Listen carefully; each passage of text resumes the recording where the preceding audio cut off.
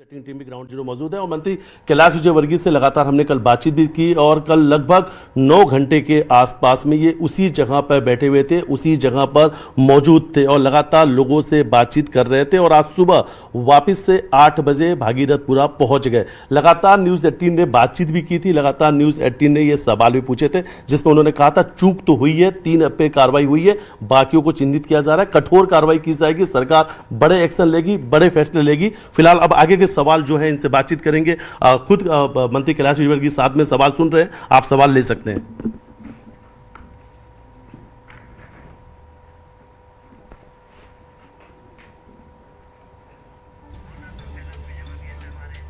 तो मंत्री कैलाश,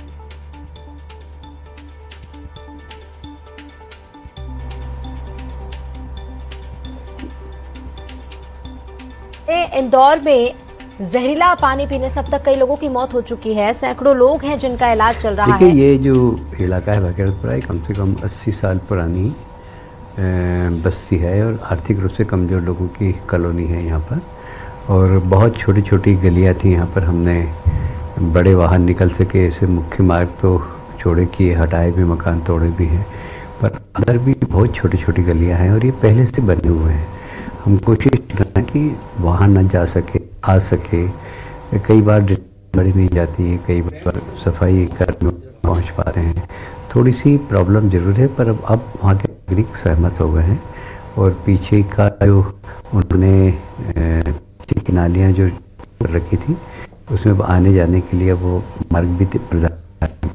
अभी मैं सब लोगों से कह रहा हूँ, इसका हुआ आपका ही हुआ है और आपका ही भविष्य में होगा।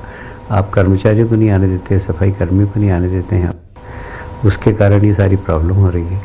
तो अब मुझे लगता है कि एक बहुत बड़ा सबक सबको मिला है ये, मुझे लगता है कि सब लोग मिलकर इसमें काम करेंगे और भविष्य में ऐसी घटना की पुनरावृत्ति नहीं हो, इसके हम सब मिलकर चलेंगे।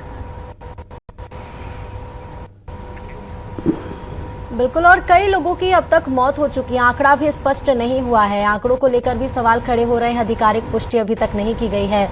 करीब सैकड़ों लोग हैं जिनका इलाज चल रहा है, लेकिन ये भी बात निकलकर सामने आ रही है कि 1000 से ज़्यादा लोग अब तक जहरीले पानी का शिकार हुए हैं या फिर उससे बीमार हुए हैं।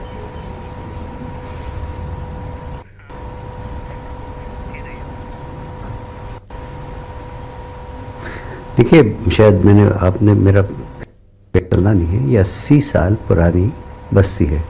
यहाँ पर सिर्फ और सिर्फ कुएं से पानी लिया जाता था। हम लोगों ने, जब मैं 83 में मेयर था, हम लोगों ने यहाँ पर पाइपलाइन डालकर पानी देना चालू किया है।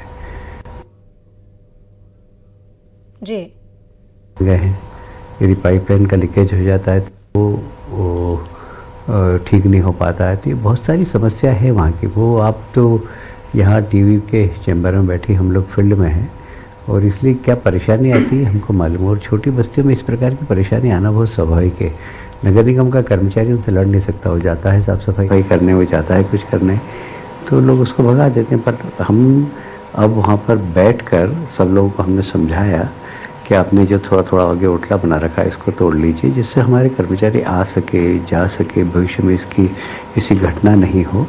तो ये काफ़ी दुखद है और हमने 60% नर्मदा की लाइन भी बदल दी है वहाँ पर, 40% काम शेष बचा, वो भी हम जल्दी कर देंगे। उसके बाद ये घटना शायद नहीं होना चाहिए, ऐसा हमें लगता है। लेकिन कैलाश विजयवर्गीय जी, सिर्फ मध्य प्रदेश ही नहीं, पूरा देश इंदौर को स्मार्ट सिटी बनाने के लिए जिस तरह से अरबों रुपए खर्च किए गए वो देखा है, उस प्रोजेक्ट को देखा गया है। ड्रेनेज और वाटर सप्लाई की लाइंस पर बड़े बड़े प्रोजेक्ट्स चले, फिर भी दूषित पानी, गंदा पानी, जहरीला पानी पीने में आखिर कैसे सामने आ गया? क्या ये सिस्टम की बहुत बड़ी खामी नहीं, या फिर आप मानेंगे बेबाकी से कि ये भ्रष्टाचार की मिलावट है? नहीं, खामियां तो मैं पहले दिन बोल चुका हूं कि अगर कुछ इतनी बड़ी घटना हुई तो खामी तो है, हम उसको ठीक करेंगे और जो इसमें दोषी होगा उसको दंडित भी करेंगे। पर भविष्य में इसकी पुनरावृत्ति नहीं हो। कोई भी घटना होती है तो उससे सबक यही मिलता है कि घटना हो गई, इसको ठीक करें, उसके बाद इसकी पुनरावृत्ति नहीं हो, इसकी चिंता करें। Thank you. कैलाश विजयवर्गीय जी, बस ये सवाल आपसे जरूर पूछना चाहेंगे